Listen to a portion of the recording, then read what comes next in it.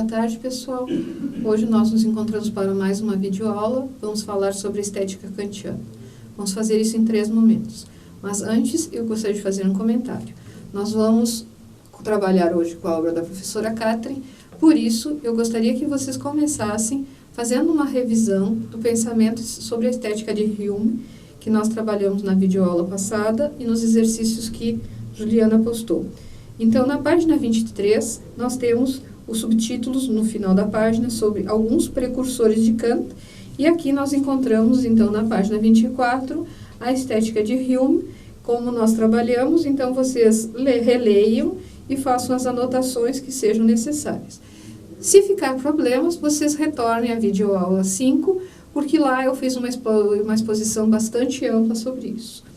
E então, nós já podemos passar para o pensamento kantiano. Eu lembro vocês que no final da videoaula 5, que afinal não foi tanto final, porque foram mais de 30 minutos, eu fiz toda uma exposição sobre a estética kantiana, né, nas suas linhas gerais, fornecendo para vocês um panorama geral que eu assisti ontem e me parece que ele contempla tudo o que nós precisamos para trabalhar nesse momento. Nem todos os temas que são importantes, que são relevantes para a estética, nós vamos aprofundar. Por exemplo, a questão entre o belo e o sublime, eu trabalhei com vocês porque é citado aqui na obra, é citado aqui na Crítica do Juízo, mas isso é simplesmente para fazer o pano de fundo do nossa aula. O que nos interessa mesmo é a parte da estética.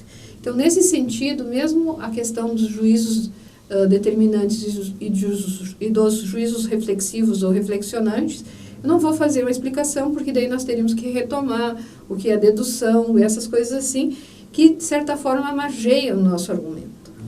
Tá? Então, para a nossa videoaula de hoje, eu fiz um resumo das páginas 27 da obra da professora Catherine até a página 38. Então, nós vamos ler algumas partes da Crítica do Juízo, que, embora seja uma das obras de Kant e da tradição filosófica que é considerada das mais difíceis, eu tenho certeza que com uma introdução, como aquela que eu fiz no quadro semana passada, com o resumo que eu vou apresentar hoje, que segue bastante de perto o nosso texto, então vocês podem, né, acompanhando a videoaula com o texto da professora Catherine. Dessa vez eu nem interpolei com os textos da professora Talon Gon e nem com outras leituras, para que vocês possam se ater a esse texto e aquele resumo da aula passada, e vocês terão o que nós precisamos, que é o básico sobre a estética kantiana, certo? Tendo em vista isso, eu vou deixar a obra aqui do ladinho e vou passar para o meu resumo, que está, como eu disse, muito rente ao que está escrito aqui, certo? Bom, então, uma coisa importante que vocês precisam sublinhar é: Kant trata do belo natural e do belo artístico, porém, a ênfase kantiana está no belo natural. O que é o belo natural? É aquilo que a natureza nos fornece, tá? Desde o próprio ser humano até paisagens, até fotografias que nós conseguimos tirar de seres minúsculos ou de galáxias, etc. E o que é o belo artístico? É aquilo que o homem faz, tá? Aí nós temos toda aquela gama de construções que a gente vê no início. Nós vimos no início das nossas aulas de estética, que são as obras de arte, que são as obras da cultura, certo? Kant está pensando, então, até lá, pelo parágrafo 50, no belo natural, certo? E aí depois ele vai tratar das belas artes, vai tratar do gênio, aí ele vai entrar nessas construções do espírito humano. Mas é bom pontuar isso porque tem Hegel que é diferente. Então, pontuando isso, já vai ficar mais fácil de entender o outro autor. Retomando, né? Kant, na Crítica do Juízo, KU é a forma de abreviar, porque no alemão é assim, né? Então, na obra Crítica do Juízo, com a abreviatura KU no alemão e também por nós usada, Kant analisa a sensibilidade humana, isto é, a experiência estética do sujeito, subjetivo, aquilo que dá um prazer para cada sujeito. E isso é interessante porque isso já começa na Crítica da Razão Prática, quando Kant vai analisar o conhecimento. Ele diz que o conhecimento começa pelos sentidos. os nossos 5 sentidos. Aqui ele vai também pensar aquilo que nós sentimos, mas de uma forma diferente. Por isso é que nós podemos ir para a terceira característica, que diz que Kant enfatiza a função da imaginação. Por quê? Porque nesse momento ela participa autonomamente da atividade racional. Tá? Vejam bem, né? Kant, na crítica da razão pura, ele diz que todo conhecimento começa na sensibilidade. Na crítica do juízo, ele começa dizendo o seguinte, que, né, eu já expliquei outro dia, eu vou retomar. Nós recebemos os dados por meio do nosso corpo, da nossa sensibilidade, a imaginação dessensorializa esses dados e ela leva para o nosso esquematismo. Se o esquematismo recebe esses dados e coloca cada um na sua caixinha, nós teremos conhecimento. Se esse conteúdo que a imaginação leva para o nosso entendimento for de uma forma diferente, que não se encaixar no esquematismo, então nós temos o sentimento do belo. Por isso que aqui, então, a imaginação, ela joga, né, livremente com o entendimento. Para a professora Catherine, então, ela diz, bem claro aqui, que o Kant, ele investiga a questão, que isto é belo. Bom, e aí, então, vejam bem, o juízo de gosto, o juízo estético, ele tem um valor diferente ao juízo lógico, mas ele não é inferior. Então, lembrem aquela coisa. Primeiro nós sentimos, depois nós conhecemos, depois nós avaliamos. Então, o Kant está preocupado com esse primeiro momento onde nós sentimos. E não levamos até o segundo momento que conhecemos. Nós ficamos nesse nível ali e nós simplesmente sentimos, e esse sentir leva a um sentimento, e esse sentimento é estético. Por quê? Porque ele tem origem no nosso corpo, nos nossos sentidos. Tá? Então, nessa obra, quais são os principais conceitos? Esses que eu falei, né? Sensibilidade, entendimento, imaginação, juízo, que pode ser determinante e reflexivo, e o juízo do gosto. E aqui a professora Catherine diz bastante claro que o juízo do gosto ele é reflexivo. Por quê? Porque ele não é automático. E é por isso que Kant valoriza esse juízo nessa crítica. Né? Esse juízo ele cria um espaço para a liberdade. Né? E, por que ele cria um espaço para a liberdade da espontaneidade? Alguma coisa absolutamente que nós não podemos nem prever, e nem decidir, e nem saber, porque ele é diferente do conhecimento, ele é diferente da moral, que é aquelas coisas que nos são impostas da sociedade, da família, etc., do Estado para nós, e também da ética, que é a oriunda da nossa decisão racional. Tá?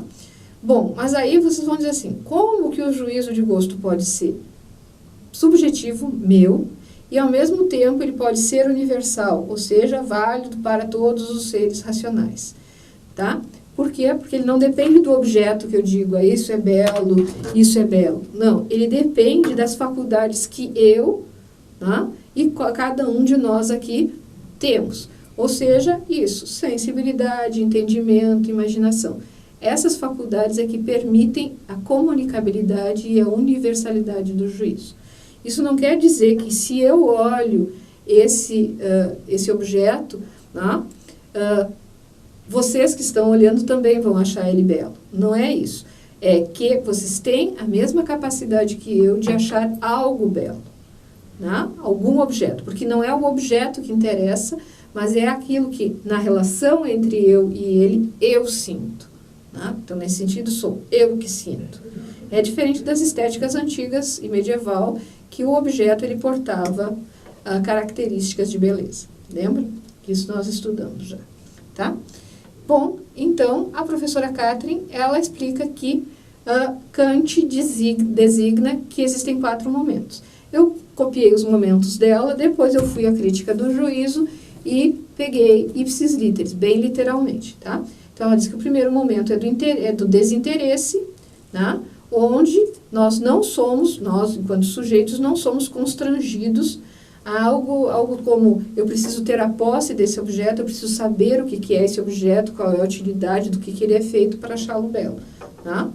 Por quê? Porque o meu interesse né, que me faz voltar ao objeto, ele está suspenso e eu simplesmente olho para ele e é a forma dele que entra em conformidade com as minhas faculdades intelectuais, mas nesse momento anterior ao conhecimento. Segundo, prescinde de conceito, ou seja, ele não é um conhecimento, né? Ele não acontece nesse segundo nível da categorização, da conceitualização, ele acontece nesse primeiro momento onde o entendimento e a imaginação jogam livremente. Terceiro momento, ele é comunicável, né? Então, aí vocês vão dizer, ele é comunicável porque eu e as pessoas que estão aqui, né, vocês, nós temos as mesmas faculdades. Quais são as mesmas faculdades? Lembrem sempre, sensibilidade, imaginação e entendimento. E então, nós não precisamos concordar sobre o objeto, mas sim sobre o sentimento que algum objeto me causa, né? E aí, a professora Catherine, ela explica que Kant diz que esse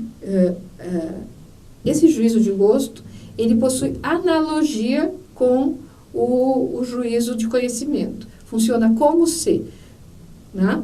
Se um juízo lógico funciona dedutivamente ou organiza os elementos, né, nós podemos pensar que no gosto também há uma certa organização, uma certa harmonização que faz com que eu tenha, vocês tenham, e aí nós conseguimos comunicar, né, o nosso sentimento, não o objeto em si, porque daí é questão de conhecimento, entra conceitos e outras coisas. Tá?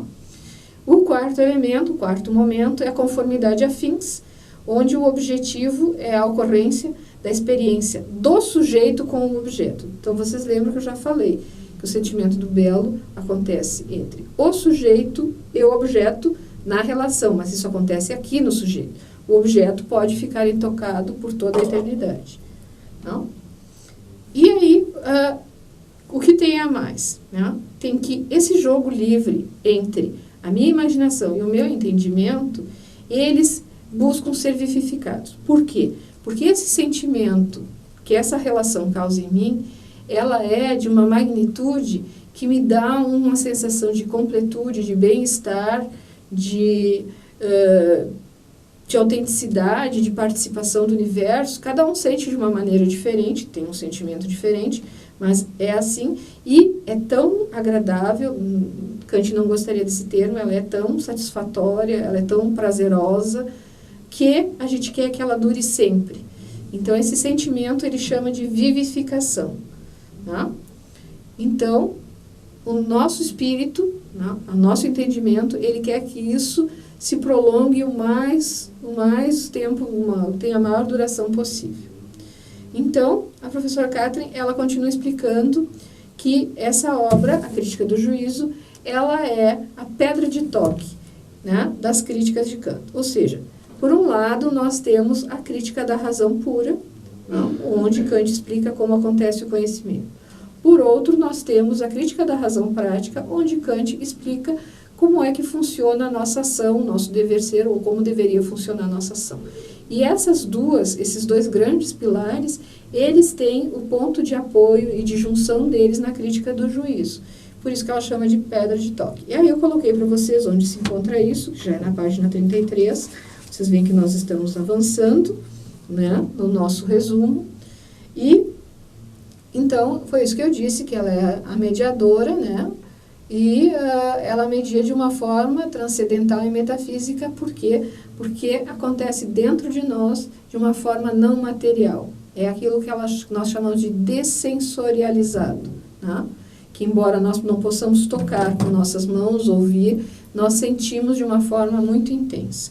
É porque o nosso ser todo está funcionando em conjunto.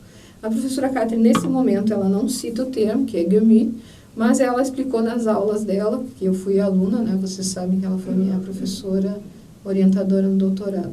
No mestrado também, mas no doutorado ela foi minha orientadora. Tá? Muito bem. Aí existe um outro tipo de juízo, que é, digamos assim, a base do juízo de gosto, que é o juízo de gosto puro. Tá?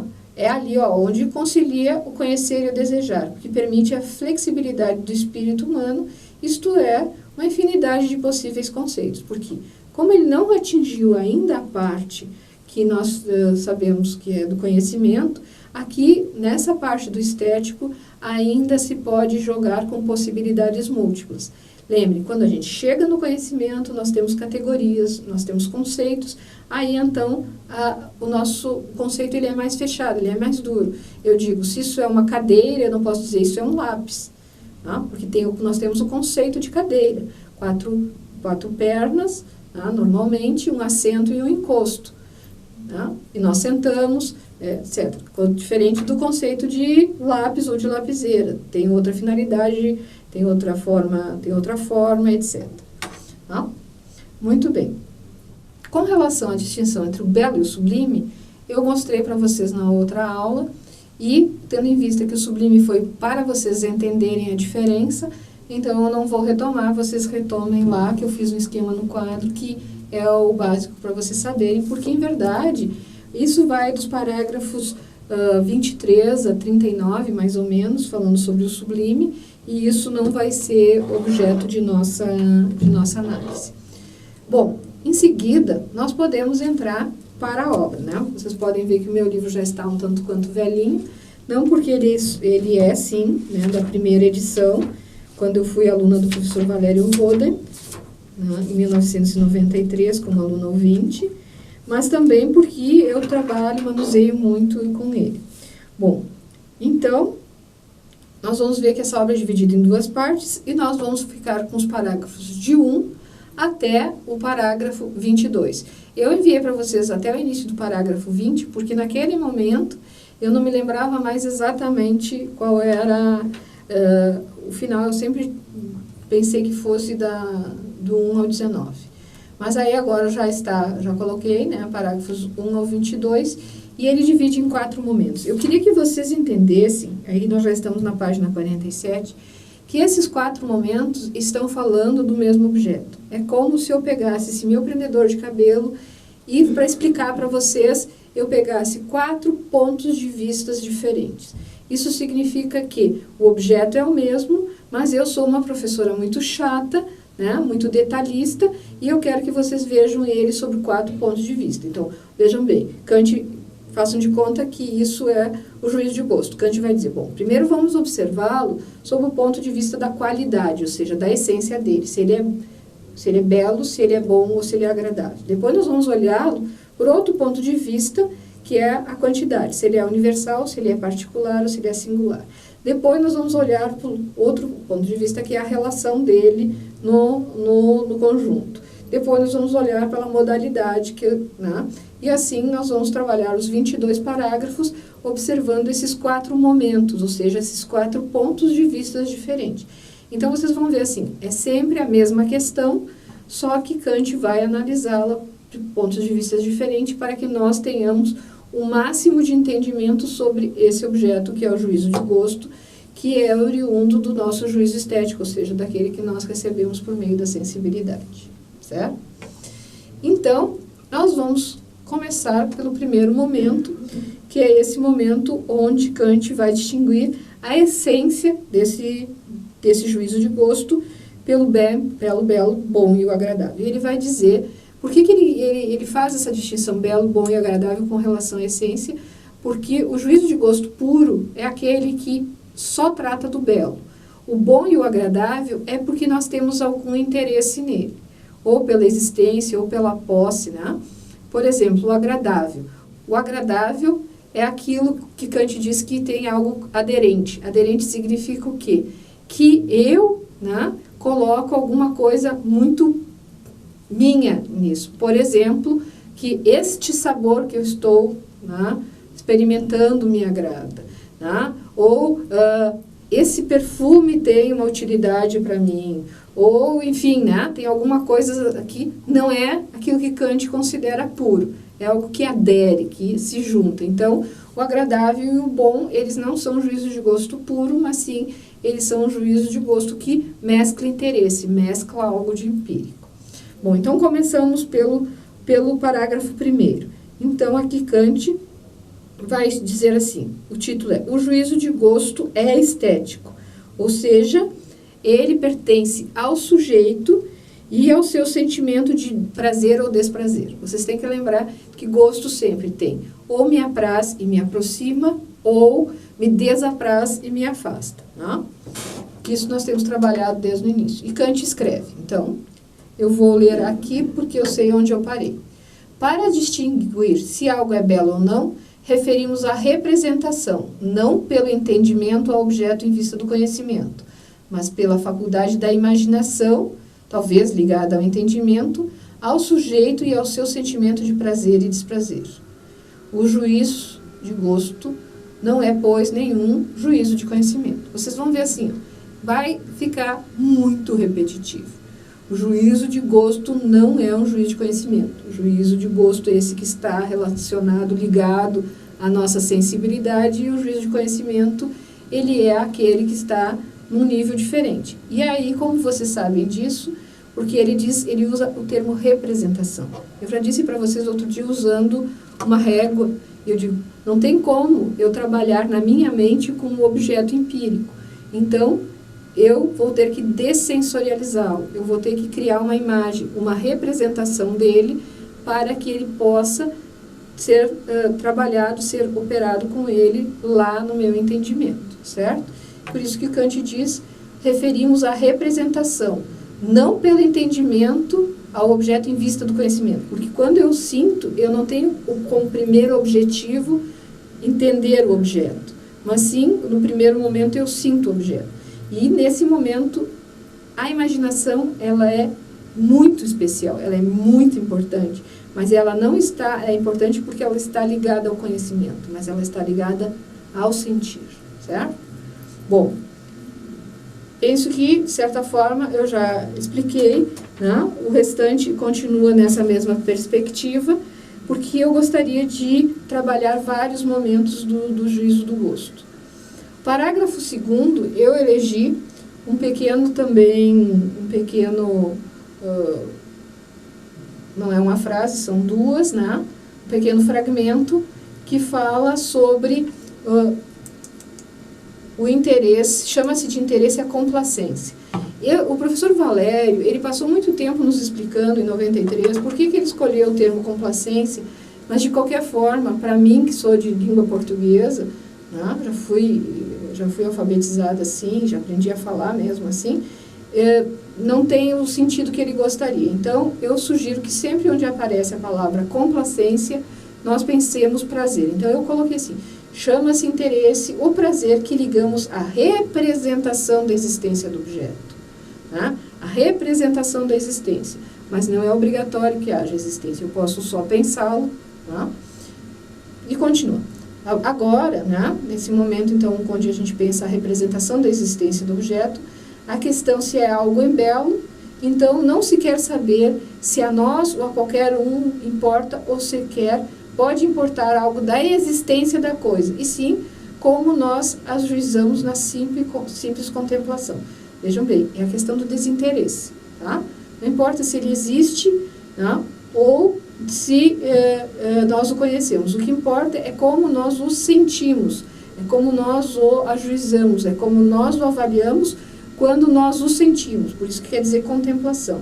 Ou seja, na intuição sensível, ou quando nós sentimos de novo aquilo. Ou seja, quando nós nos lembramos daquilo que é na reflexão. Tá? Então, está falando do desinteresse. Parágrafo 3º. E aí ele vai mostrar o que é aquilo que eu falava para vocês. Ou seja, ele começa assim, agradável é o que apraz aos sentidos na sensação. Lembre, né, que a sensação é o prazer ou desprazer com relação ao objeto. E a receptividade com relação ao objeto. Então, o agradável é quando tem algo aderido a esse objeto, que ele é agradável para mim e pode não ser agradável para vocês.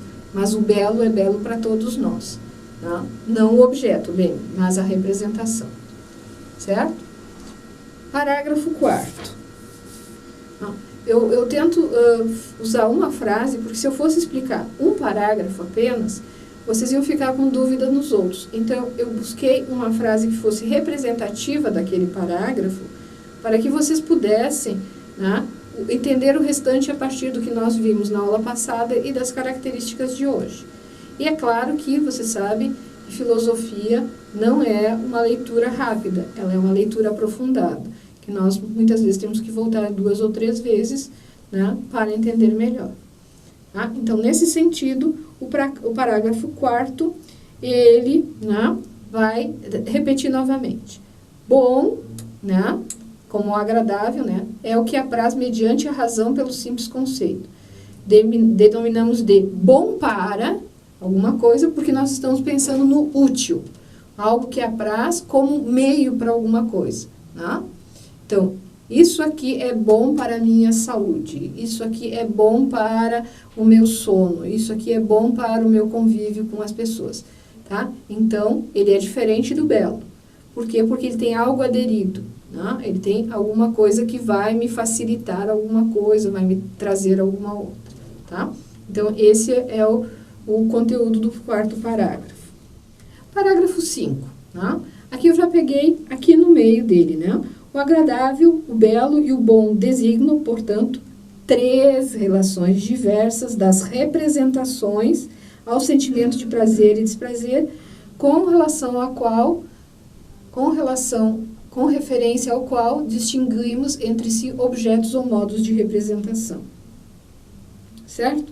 Então, eles são 3 momentos diferentes do apraz ou não me apraz. Certo? Kant, então, aqui ele teve dúvida de que ficasse claro, e então ele elabora uma explicação. Né? A explicação é bem curtinha, né? E eu a copiei toda aqui, a explicação do belo inferida do primeiro momento. Esse é o único parágrafo aqui. Então, Kant explica. Gosto é a faculdade de ajuizamento, lembra, ajuizamento, avaliação, distinção, né? De um objeto onde o modo de representação mediante um prazer ou um desprazer independente de todo interesse. O objeto de uma tal complacência chama-se belo. Então, vamos continuar.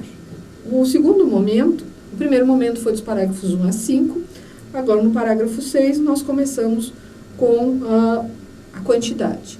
A quantidade, então, eu retirei um extrato aqui, quase do final, o parágrafo é curto, onde Kant explica o seguinte. Ele falará, pois, do belo como se a beleza fosse uma qualidade do objeto e o juízo fosse lógico. Tá? Lembre, como se a beleza fosse uma qualidade que o objeto tem, tá? E o juízo fosse lógico. É uma analogia que nós fazemos para poder compreender, para poder valorizar, enfim. Né? Ou seja, então ele explica entre parênteses, constituído através de conceitos do objeto de um conhecimento do mesmo. Isso é um juízo lógico.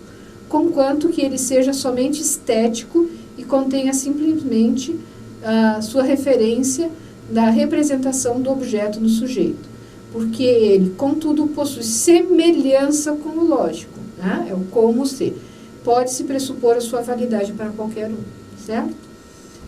Então, o parágrafo 7, né, já é um pouco mais longo, né? Também, aí eu retirei do início, porque ali Kant vai explicar o seguinte.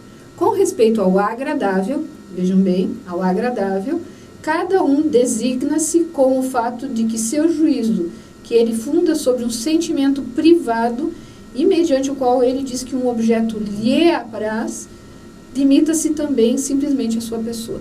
Então, o agradável, gente, ele diz respeito a mim, por exemplo, com relação a um alimento, a uma fruta. Tá? Eu gosto dessa fruta, o Luigi, que está aqui gravando, ele gosta de uma outra fruta. Isso é um juízo privado. Por quê? Porque o corpo dele é diferente do meu. Mas, vejam bem, como nós temos as mesmas faculdades, nós vamos ter algo que nos apetece enquanto fruta, enquanto legume, enquanto alimento, enquanto cheiro, enquanto toque, vocês compreendem, né? Enquanto cor. Então, eu aprecio um tipo de filme, Luigi aprecia um outro filme, um outro tipo de filme. Tá, isso por quê? Porque isso estamos falando do agradável, né? E aí o agradável é aquilo que tem aderências, porque tem interesses, porque tem uma história, temos interesses diferentes, temos histórias diferentes, temos corpos diferentes e assim por diante. Claro? Ótimo. Então, nós podemos passar para o parágrafo 8º, né? Onde, ainda falando sobre a quantidade, Kant diz aqui, mais no meio, né? Ora, um juízo objetiva e universalmente válido também é sempre subjetivo, isto é, se o juízo vale para tudo que está contido sob um conceito dado, então ele vale para qualquer um que represente o objeto através desse conceito. Tá? Aqui ele está falando do conhecimento. Tá? Se nós dissemos, isto é uma pulseira, é porque nós temos um conceito de pulseira. Mas aí Kant continua. Mas de uma validade universal subjetiva, isto é, estética, que não se baseia em nenhum conceito, não se pode deduzir a validade universal lógica, porque aquela espécie de juízo não remete absolutamente ao objeto. Ou seja, se vocês acharem isso bonito ou feio, tá? Não remete ao objeto em si, mas à relação que vocês estabelecem com o objeto. Tá? Muito bem. Aí, compreendendo isso, né, nós podemos ir para o parágrafo 9º. Esse parágrafo 8º, ele é bastante longo, então tem que ir com calma. E lembrando que é disso que Kant está falando. Vou repetir. Ele está diferenciando o juízo lógico, o juízo de conhecimento, do juízo estético, que é um juízo sem conceitos. Tá? E aí, no parágrafo 9, Kant ele vai aqui no meio, né, no segundo, no terceiro parágrafo, ele vai dizer, logo, é a universal capacidade de comunicação dos estados de ânimos na representação dada que, como condição subjetiva do juízo de gosto, tem de jazer como fundamento do mesmo e ter como consequência o prazer no objeto, certo? Então, lembre, não é o objeto que tem a característica e não sou eu que tenho a característica, mas na relação minha com o objeto, eu vou ter um sentimento. E esse sentimento não vai ter conceito. Se tiver um conceito de isto é uma pulseira, isso serve para enfeitar as mulheres, os braços ou alguma coisa do gênero, se vocês colocarem conceito, já não é mais um juízo de gosto, é um juízo cognitivo, é um juízo de conhecimento. Certo? Então, vocês veem como está ficando sempre repetitivo, né? Interessante é que, no final do 9º parágrafo, ou seja, no final do segundo momento, Kant faz uma explicação que é uma espécie de resumo com uma frase que diz: o belo é o que apraz universalmente sem conceito. É aquilo que eu havia acabado de dizer. E aí nós entramos no terceiro momento, que vai falar sobre a relação. Tá? E aí, no parágrafo 10, o próprio título dele já nos auxilia na compreensão, porque fala da conformidade a fins em geral. Fins, lembre, é sempre finalidade. Tá? A palavra fim, se não ajudar, né? Então, da conformidade a fins em geral. E aí Kant explica no parágrafo 10, aqui no meio, né? A representação do efeito é aqui o fundamento determinante de sua causa e precede-a, ou seja, conformidade a fim segundo a forma. Lembre, agora ele não está mais falando de quantidade, mas ele está falando da relação. E aí ele se pergunta, né, o que vem antes? Se é a nossa capacidade de sentir, né, de prazer ou não a prazer, ou se é a relação. E ele diz, não, olha, para nós sentirmos, ela tem que ter um fundamento que a determine, ou seja, digamos assim, um solo que possa receber esse conteúdo. Né? Então, ele diz, representação do efeito é aqui o fundamento determinante de sua causa e precede-a. Né? Ou seja, e aqui vem uma segunda coisa importante, é uma conformidade a fim segundo a forma. Nós temos o hábito de avaliar as coisas pelo conteúdo. Tá? Se essa comida me apraz, é porque o conteúdo dela é bom para mim. Mas aí vocês têm que lembrar, isso não é o belo, não é um juízo de gosto, de apraz ou não apraz. Né? De eu gosto ou não gosto. Aí isso é um juízo privado, super subjetivo, né, da nossa intimidade. Por quê? Porque a conformidade, nós temos, o belo acontece, o juízo de gosto, ele acontece quando, né, a forma da coisa nos apraz, né? A forma daquele objeto, que vocês podem pensar que ele pode ser minúsculo, ou pode ser uma paisagem, uma cachoeira, enfim, alguma coisa que pode ser enorme, né? Mas lembre, não é o sublime que eu estou falando do belo. Um bosque, um rio, né? Uma cachoeira, enfim, né? Alguma coisa do belo natural, por exemplo, pode ser uma criança, né? Um bebezinho recém-nascido, enfim, aquilo que nos causa um juízo de gosto, né? É a forma desse objeto que nos apraz, e não o conteúdo. Se for o conteúdo, ele vai ser bom ou agradável, certo? Tá? Então, esse é o conteúdo do parágrafo 10. Kant faz uma enorme nota para nos explicar, mas que nesse momento não tem muita relevância para nos explicar, né, o que é no conteúdo do que Kant está expondo. Então, vamos lembrar de novo. O gosto, ele é direcionado por um princípio de finalidade. O conhecimento, ele é direcionado por um conceito. E a moral, né, kantiana, é direcionada por máximas. Ela é conformada por máximas. Então, quando a gente entende que cada uma das críticas, ela avalia o ser humano, a vida humana, né, sob um prisma, nós vamos compreender a construção kantiana, que, na minha concepção, né, que vem todo um grupo como eu acredita que as obras de Kant, elas formam um todo, e não é uma parte epistêmica, uma parte moral e uma parte referente ao juízo, outra a relação entre as nações, a paz perpétua, a outra sobre o conceito de história. Não, elas todas estão no mesmo conjunto, que é a relação do humano. Tá? E aí vocês têm que lembrar as 3 perguntas kantianas, que em verdade são 4, para que vocês vejam que ele realmente tinha uma preocupação no todo. Continuando na crítica do juízo, né, o parágrafo 11, que é também pequenininho, nós começamos, né, todo fim ou toda finalidade, se é considerado como fundamento da complacência, ou seja, do prazer, comporta sempre o interesse como fundamento de determinação do juízo sobre o objeto do prazer. Logo, não pode haver nenhum fim subjetivo como fundamento do juízo de gosto. Vocês vejam assim que nós não podemos entender uma frase de Kant sem a seguinte, tá? Porque parece assim que a primeira e a segunda se contradizem. Não, a primeira, ele está falando, né, que a finalidade então o se é muito importante quando se vê Kant, é considerado como fundamento do prazer, comporta sempre o interesse. Então, né, né, logo, então, não pode haver nenhum fim subjetivo, nenhuma finalidade minha, quando eu vou ter um juízo de gosto. Porque se tiver uma finalidade, então vai ser ou um agradável, ou um bom, ou um conhecimento, ou um juízo moral, ou um juízo ético. Lembrem disso, certo? E aí vocês veem como já está se tornando repetitivo, então eu não vou até o 22, porque nós vamos cansar muito, e eu queria começar um pouco com Hegel, para que vocês consigam assim fazer um pouco de paralelo entre os dois pensadores. Hegel é muito mais fácil se nós compreendemos bem Kant. Parágrafo 12. Não? Parágrafo 12, então, eu retirei um pequeno extrato aqui do meio, não? Que diz assim: a consciência de conformidade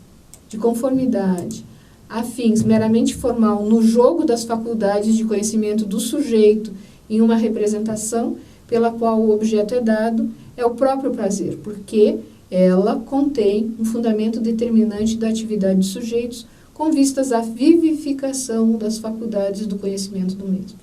E aí, assim, isso parece extremamente complicado, mas nós temos que ir por partes. Nós podemos começar tanto do início quanto do final da frase que eu escolhi. Porque eu já falei para vocês o que é a vivificação, né? Quando acontece um juízo de gosto, o meu entendimento, ele quer que aquele momento de prazer, de satisfação, de completude continue indefinidamente, né? Mas as mesmas qualidades que funcionam no jogo, no gosto, funcionam no conhecimento. Quais são? as faculdades, ou seja, o entendimento e a imaginação. Então, né, é o que está escrito ali no final, né, sempre, porque ela contém um fundamento determinante da atividade do sujeito com vistas à vivificação das faculdades de conhecimento. São as mesmas, mas com dois momentos diferentes, ou com duas funções diferentes, né? Ou o entendimento consegue colocar cada conteúdo na sua caixinha, no seu esquematismo e se torna conhecimento, ou o entendimento fica jogando com a imaginação e aí nós temos essa multiplicidade de sentimentos e que eu lembro vocês, pode não gerar coisa alguma, a gente pode sentir o perfume das flores e esquecer imediatamente e continuar a vida, ou a partir daquilo pensar numa pessoa, pensar num poema, lembrar de uma coisa da infância. O que vai acontecer é indeterminado quando acontece, porque é o próprio sujeito que vai, digamos assim, tomar uma decisão não tão racional quanto a gente gostaria sobre o que fazer. Não? E então, vejam bem, eu coloquei aqui porque eu gostaria que vocês aqui no parágrafo 12 vissem o seguinte: a consciência de conformidade a fins meramente formal, ou seja, na forma do objeto, ocorre no jogo das faculdades, naquele jogo livre que eu falava entre o entendimento e a imaginação. Então, o parágrafo 13, ele de certa forma, ele continua o anterior, né? Explicando o seguinte, abre aspas, todo interesse vicia o juízo de gosto e tira a imparcialidade. O que quer dizer isso? Que quando eu quero ou conhecer, ou possuir, ou entender, eu tenho qualquer coisa, né, de minha, privada, subjetivíssima, íntima, com relação ao objeto, na hora que eu sinto que eu tenho esse sentimento de gosto, ele não vai ser um gosto puro, ele vai ser um gosto que não tem imparcialidade. Porque quando eu olho o objeto nessa relação e ele é realmente puro, esse gosto ele é totalmente imparcial. Não me importa se isso aqui vai ter utilidade, se eu sei do que é feito, se eu sei onde foi feito, etc. Mas eu vou ter um sentimento, olha só, que interessante, que bonitinho, etc. Vocês compreendem? Então, se eu tiver qualquer interesse nele, conhecê-lo, etc., eu não vou conseguir ter essa imparcialidade de permitir que um monte de coisas surjam na minha cabeça, né? Imaginações, relembranças, possibilidades, e depois eu faço o que eu quiser. E esse eu faço o que eu quiser é uma coisa que faz com que essa obra de Kant não seja tão valorizada como as outras, porque quem está acostumado com a crítica da razão pura e a crítica da razão prática, elas são mais sistemáticas, elas são mais demonstráveis, logicamente. E já assim, eu dizer para vocês, o que vai acontecer com o sentimento do belo, eu não sei, porque isso vai depender de uma decisão não tão racional do sujeito, ou seja, se ele vai transformar num conhecimento, se ele vai esquecer, se ele vai se avaliar sob o ponto de vista moral ou ético, vocês vão dizer, mas isso é muito indeterminado. E é exatamente esse o momento da espontaneidade que Kant fala que é o momento da liberdade plena. Que a gente não pode definir como é que o sujeito vai se comportar, ou vai agir, ou vai pensar com determinada situação. Por quê? Porque normalmente nós usamos o juízo determinante. Normalmente nós usamos a moral para nos guiar. Normalmente nós tornamos as coisas conhecimento, né? Nós as categorizamos. Mas, segundo Kant, existe um pequeno momento onde surge essa liberdade plena, liberdade espontânea, e o que dela vai surgir é inesperado. Não? E para Kant, isso é muito importante, não? Porque senão nós nunca teríamos um momento de liberdade plena, liberdade da espontaneidade. Aí vocês veem como eu também já estou me repetindo, por isso que eu tenho que levar esse nosso conteúdo mais para o fim, não?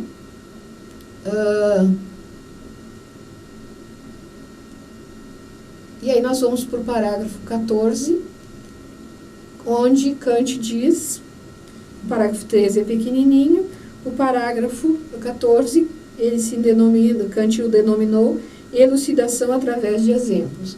Então, eu realmente, ele é longo, né, porque Kant exemplifica, e eu vou só dizer como ele inicia.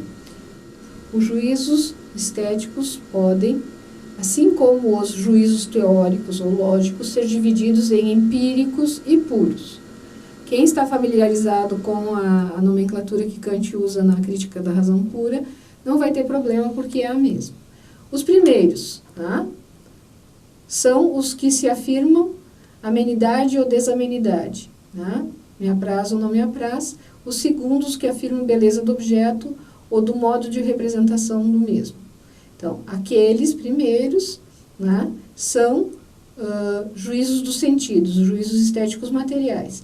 E estes, enquanto simplesmente formais, são unicamente autênticos juízos de gosto, certo? Então, os juízos empíricos, né, eles demonstram amenidade ou desamenidade, ou seja, agradável ou não agradável, e os segundos, né, os puros, eles afirmam beleza do objeto. Os primeiros, de novo, são juízos dos sentidos, são juízos estéticos materiais, os empíricos, e os puros são juízos formais, então são verdadeiros juízos de gosto. Tá?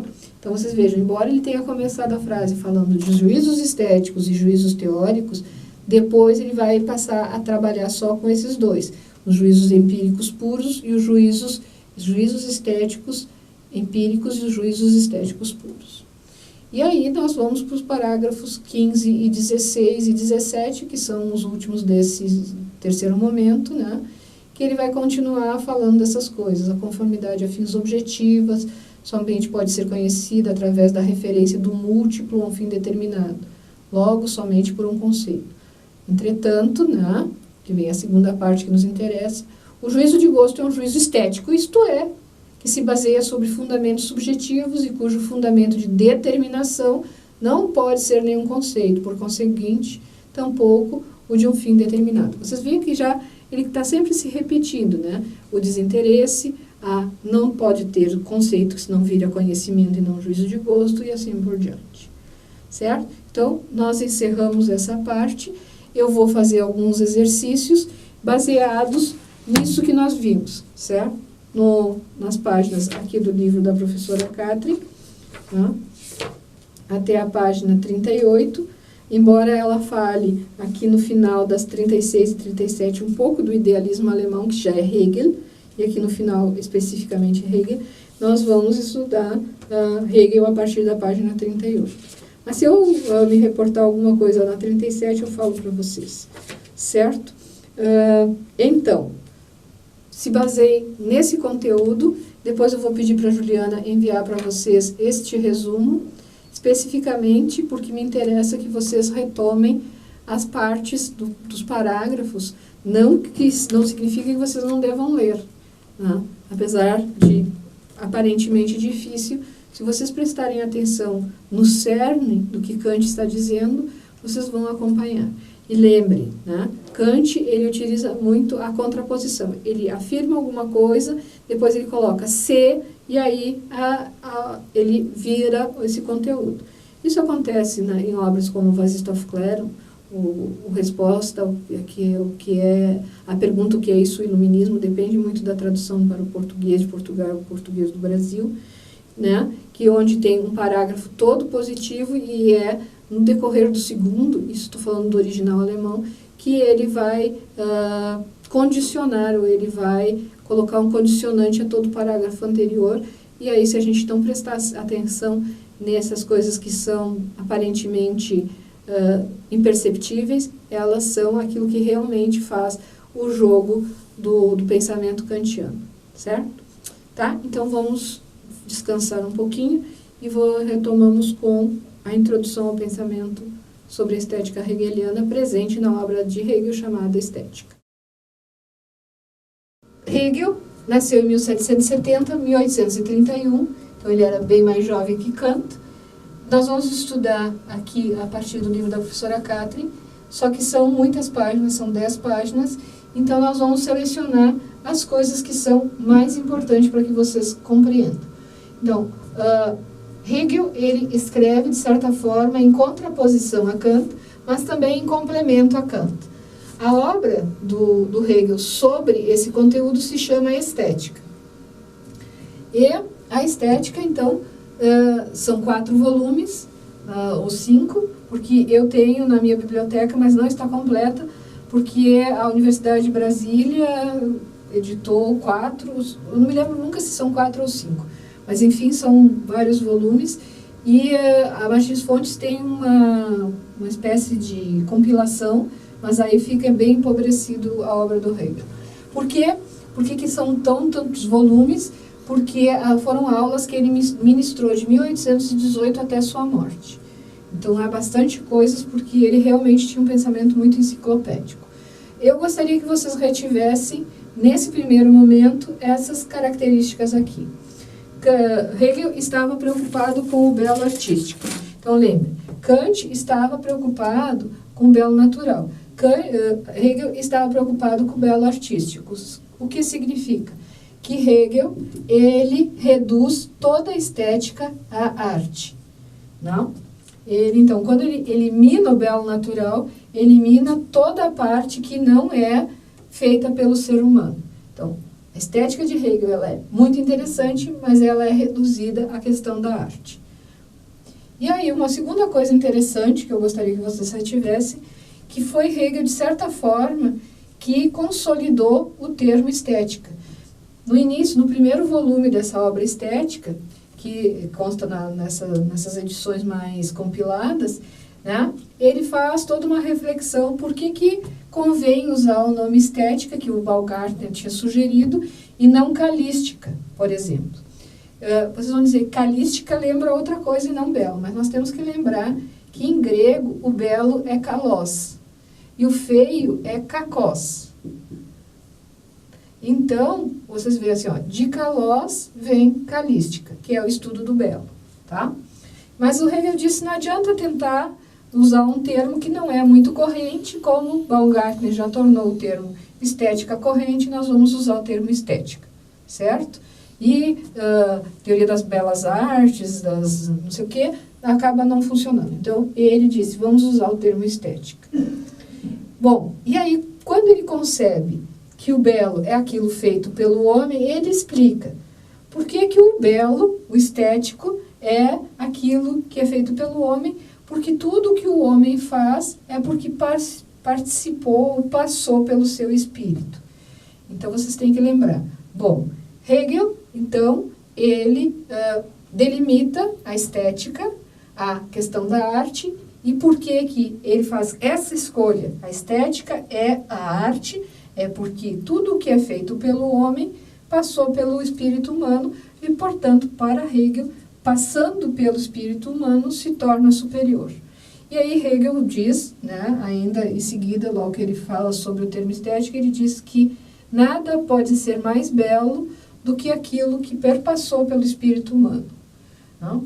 E aí, bom, não, nós temos também, isso aqui então está na obra estética, mas nós temos na Fenomenologia do Espírito, que é outra obra do Hegel que é importante, que ele fala, né, que a arte ela tem um papel no desenvolvimento do espírito, na dialética do espírito, tá?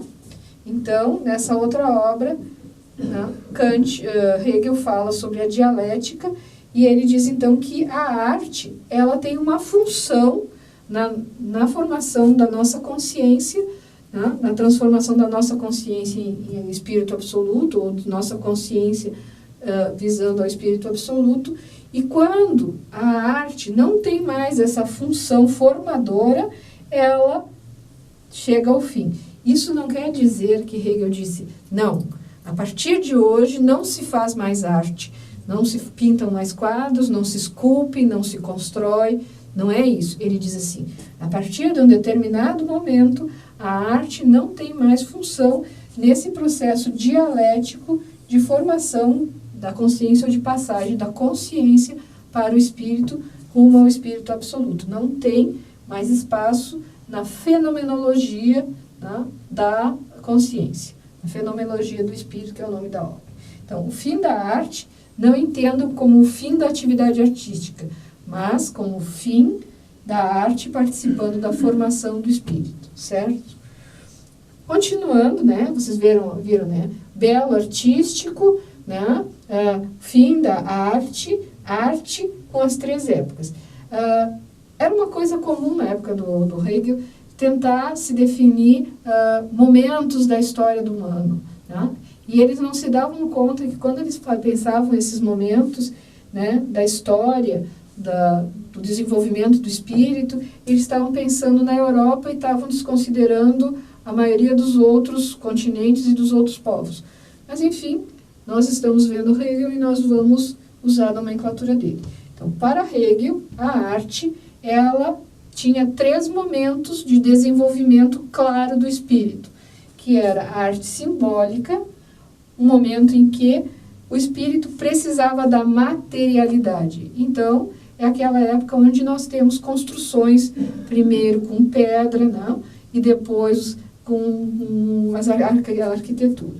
Depois nós temos a arte clássica, que já é um momento intermediário, onde o espírito se interioriza, nas palavras do Hegel, e depois nós temos a arte romântica, que, segundo Hegel, era o período de auge, obviamente é o período que ele vivia, né, que era o de auge da arte. Mas que daí ela perdia essa tarefa de ter um papel dialético, um papel importante na formação do espírito ou na busca do caminho. Certo? Então, para não encher demais a vossa cabeça, vocês lembrem desses 5 pontos, né? E leiam aqui essas páginas que nós vamos trabalhar com elas. E aí vocês vão dizer, professora, por que você está nos apurando assim, se nós temos ainda mais 2 videoaulas? E a resposta é, porque nós aqui chegamos a 1831. Nós temos quase 180 anos ainda de estética para ver, e nós temos muita coisa, tá? Porque Hegel, ele é um dos personagens, dos atores importantes da época do idealismo alemão. Idealismo alemão na filosofia. E o romantismo alemão nas artes, na literatura, por exemplo. Certo?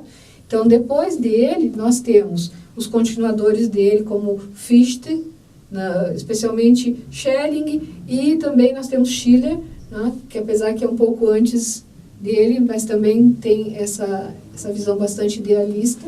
E depois nós temos pessoas que se contrapõem a ele, como o Schopenhauer. O Schopenhauer tem uma obra chamada Metafísica do Belo. Depois nós temos Nietzsche. Aí nós entramos no século XX, teríamos Bergson, temos Heidegger, temos toda a escola de Frankfurt, especialmente com Adorno e Benjamin. Então, enfim, nós temos muitos pensadores importantes, Merleau-Ponty, depois nós temos Hannah Arendt, nós temos Foucault, e aí não vai dar tempo para mostrar todos. Então, hoje eu aproveitei para fazer uma introdução ao pensamento hegeliano, né, que ele não tem a complexidade do pensamento do Kant, mas se baseia no pensamento kantiano. E aí vocês vão ver que todos, inclusive Nietzsche, que esperava estar afastado de Kant, porque ele leu Kant a partir de Schopenhauer, ele tem muitas características do pensamento kantiano. Por quê? Porque a estética kantiana realmente é um marco. Não é uma escolha da professora Catherine se dedicar tanto ao Kant, ou minha, mas sim é a importância que ele tem. Ninguém, depois de Kant, conseguiu voltar a certos temas sem passar pelos temas expostos na crítica do juízo. Estou falando de estética, mas vocês sabem que Kant tem também essa importância na epistemologia e na moral, certo? Então, por hoje era isso e eu agradeço muito.